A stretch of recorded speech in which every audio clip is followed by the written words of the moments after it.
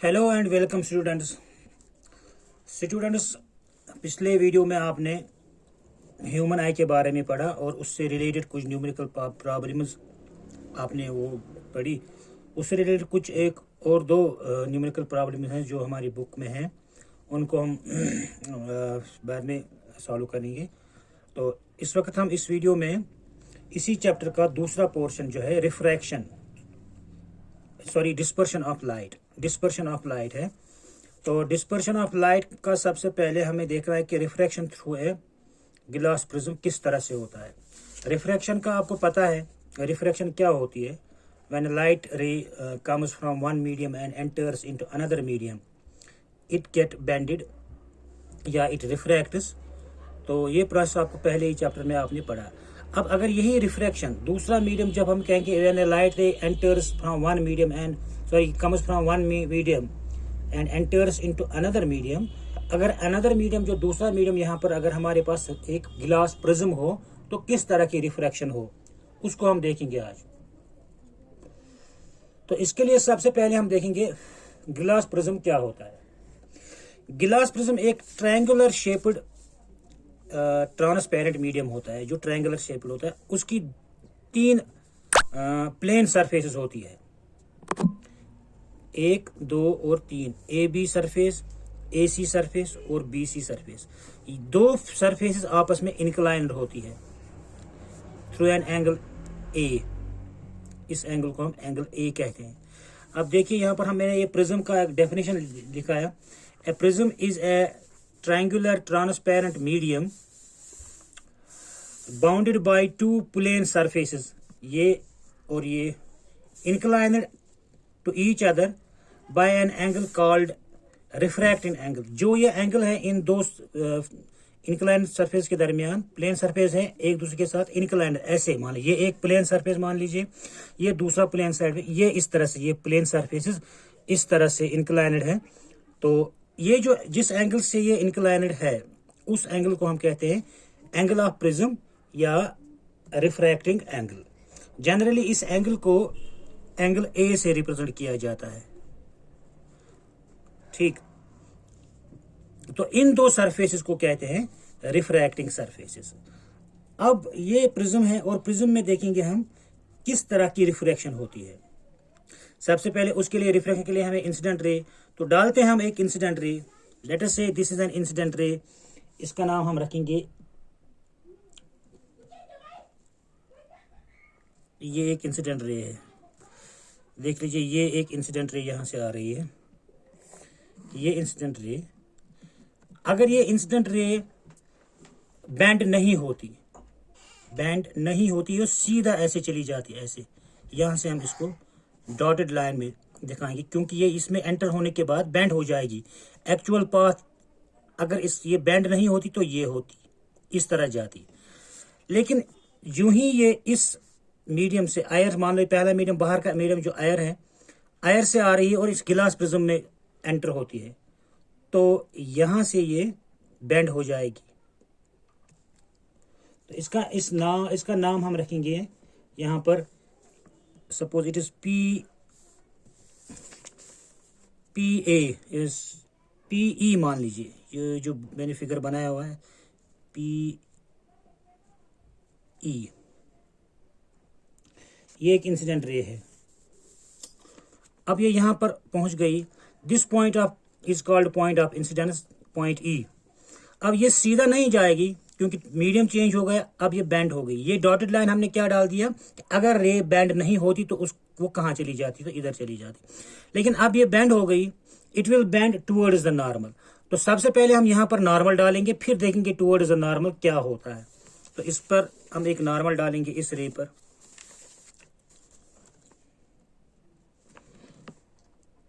ये मान लीजिए ये नॉर्मल है।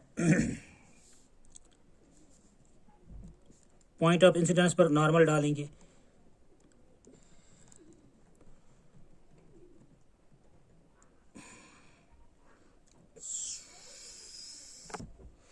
तो इस पॉइंट ऑफ इंसिडेंस ई पर हम नॉर्मल डालेंगे ऐसे। ये नॉर्मल हमने डाला तो इस तरह से ये नॉर्मल बन जाएगा। ये नॉर्मल मान लीजिए, नॉर्मल लाइन ये है, खाली ज्योमेट्री के लिए डाल रहे हैं हम नॉर्मल लाइन। ठीक, अब देखिए ये इंसिडेंट रे पीई आ रही है, यहाँ पर स्ट्राइक हो रही है, यहाँ से यहाँ पहुँचने के बाद इसका मीडियम चेंज होगा, तो सीधा नहीं जाएगी बल्कि बेंड हो जाएगी टुवर्ड्स द नॉर्मल। अब देखिए नॉर्मल ये है, तो इस डायरेक्शन में ये बेंड हो जाएगी, तो इस डायरेक्शन में ये बेंड होगी, तो ये बन जाएगी हमारी रिफ्रैक्टेड रे, ये वाली। इसका नाम हम रखेंगे ई एफ। ई एफ जो है ये रिफ्रैक्टेड रे है, ये रिफ्रैक्टेड रे। ठीक, अब इस एफ पॉइंट पर पहुंचने के बाद फिर दोबारा से मीडियम चेंज हो गया। पहले आयर से गिलास प्रिज्म में, मतलब रियर मीडियम से डेंसर मीडियम में आ गई। अब यहाँ पर फिर डेंसर मीडियम से रियर मीडियम में जा रही है, फिर रिफ्रैक्शन होगी, लेकिन इस पॉइंट पर ये टुवर्ड्स द नॉर्मल हो गई, तो यहाँ पर ये अवे फ्रॉम द नॉर्मल होगी। तो यहाँ पर भी नॉर्मल डालेंगे, इस पॉइंट पर देखेंगे अवे फ्रॉम द नॉर्मल कहाँ पर बनता है। ये पॉइंट, इसी पॉइंट ऑफ इंसिडेंस पर हमें नॉर्मल डालना है। ये डाल दिया हमने नॉर्मल इधर, तो ये बन गया हमारा नॉर्मल इस डायरेक्शन में।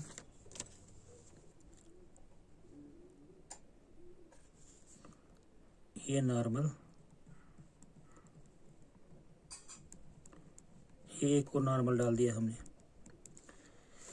इसको हम नॉर्मल लिखेंगे एन, इसको भी नॉर्मल लिखेंगे एन। अब ये रे अगर बेंड नहीं होती यहाँ पर तो सीधा ऐसे चली जाती, लेकिन चूंकि इसको बेंड होना है, मीडियम चेंज हुआ है, तो ये बेंड हो रिफ्रैक्ट हो जाएगी, तो away from the normal, normal इससे तो इससे दूर चली जाएगी, तो ये ऐसे आ जाएगी, इस डायरेक्शन में ये आएगी रिफ्रैक्टेड रे। ये देखिए रिफ्रैक्टेड रे यहाँ पर है, ये हमारी आ गई दूसरी रिफ्रैक्टेड रे। इसको हम पीछे की तरफ प्रोड्यूस करेंगे, क्यों करेंगे ये हम अभी बता देंगे आपको।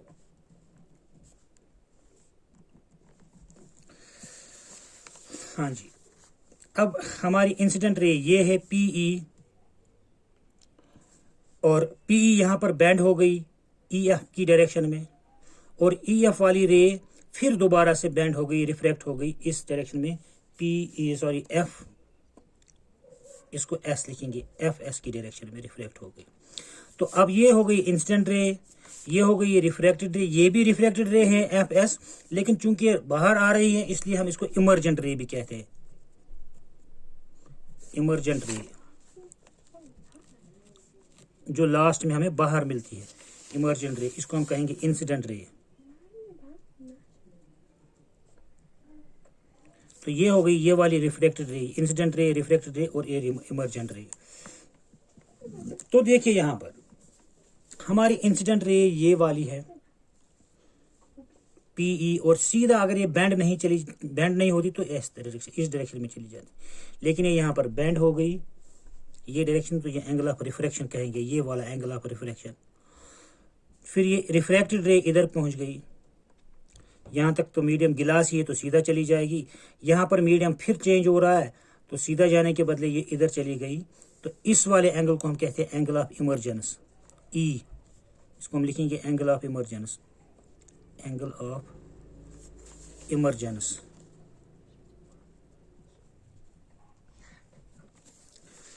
तो इस तरह से एक गिलास प्रिज्म में लाइट रे बेंड होती है। यहां पर एक्चुअली दो रिफ्रैक्शंस होती है, एक यहां पर पॉइंट ई पर, पॉइंट ऑफ इंसिडेंस पर, और दूसरी यहां पर पॉइंट एफ पर। अब हम ये देखते हैं कि लाइट रे जो हमारी है वो कितना बेंड हो गई इस गिलास प्रिज्म में। देखिए एक्चुअल पाथ इंसिडेंट रे का ये वाला था, ये, लेकिन ये लास्ट में यहां से आ गई, ये वाली है एक्चुअल पाथ ये था, लेकिन बाहर जब आ गई तो इधर से आ गई, तो बैंड कितना हो गई, एक्चुअल पाथ, एक्चुअल रे, इंसिडेंट रे और इमर्जेंट रे के दरमियान जो एंगल होगा उतना बैंड हो गई है। एक्चुअल रे तो ये थी इधर जाने वाली, लेकिन लास्ट में वो इस डायरेक्शन में पहुंच गई, तो ये एंगल जो है, ये वाला एंगल, ये एंगल डी, इसको हम नाम रखेंगे, this D is called angle of deviation, angle of, मतलब इस एंगल से इतना हमारी लाइट रे डिविएट हो गई अपने ओरिजिनल पाथ से।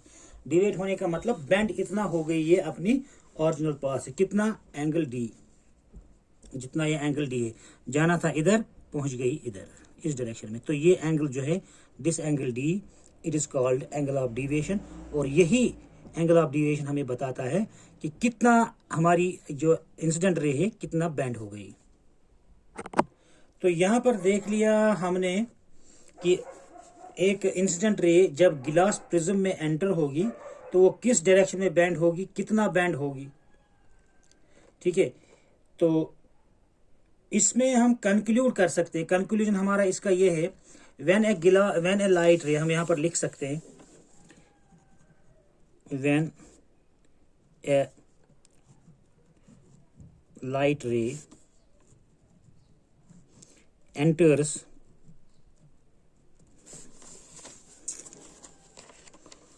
from one medium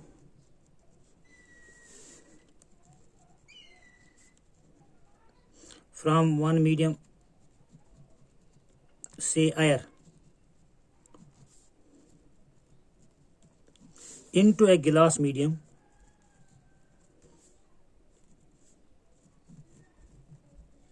glass prism, into a glass prism। सबसे पहली बात क्या देखा हमने, it faces refraction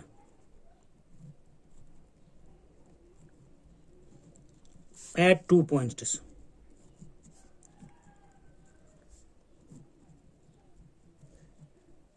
that is यहाँ पर E and F, at E and F। और दूसरा conclusion, the angle between incident ray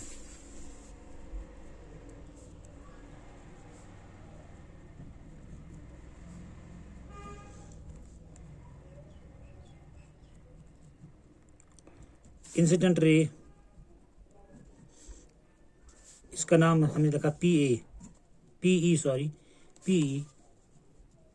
and refracted रे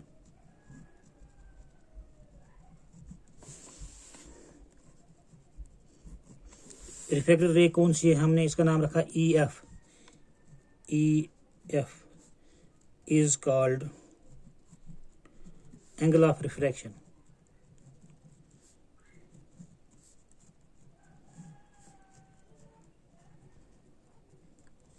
तीसरा,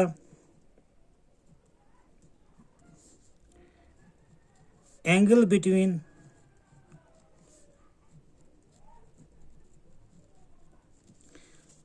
EF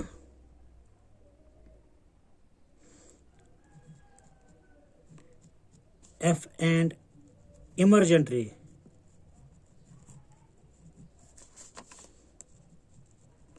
इमर्जेंट रे कौन सी हमारी है, FS is called,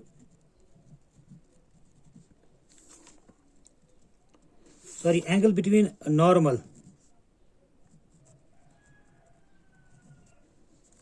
यहाँ पर angle between incident ray PE and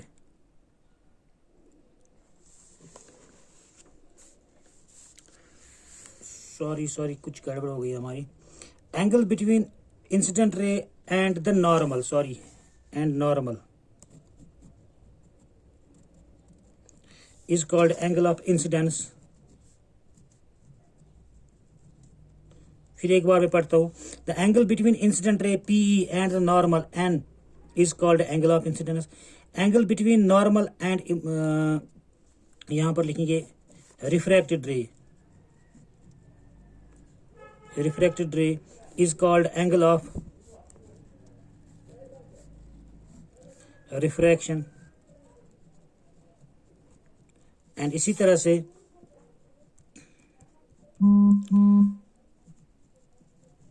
angle between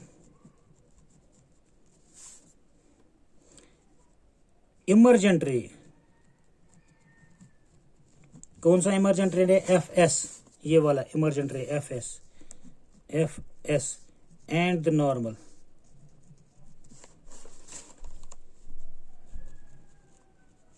N dash कौन, एन इसको लिखेंगे N1 इंसिडेंट रे पे जो नॉर्मल हमने डाला, सॉरी इस पहले ए बी पे जो फेस पे जो नॉर्मल डाला उसको हम लिखेंगे N1, और फेस ए सी पर जो नॉर्मल डाला इसको लिखेंगे N2, and the normal N2 is called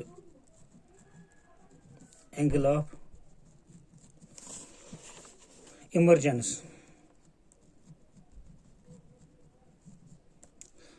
and lastly main चीज जो इसमें देखिए,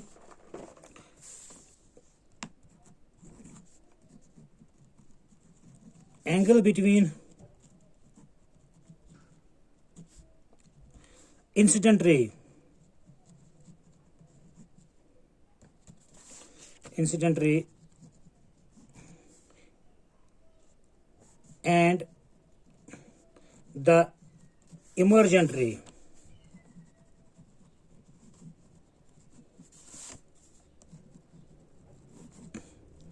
is called angle of deviation।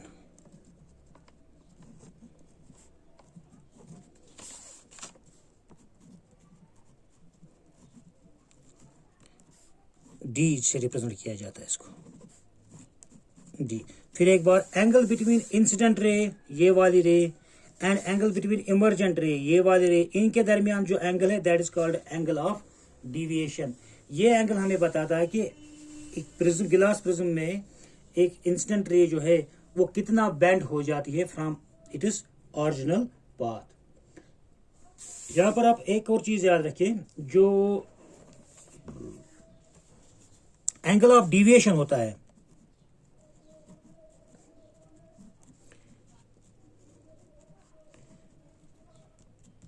D, it is equal to angle of incidence plus angle of emergence minus angle of prism A.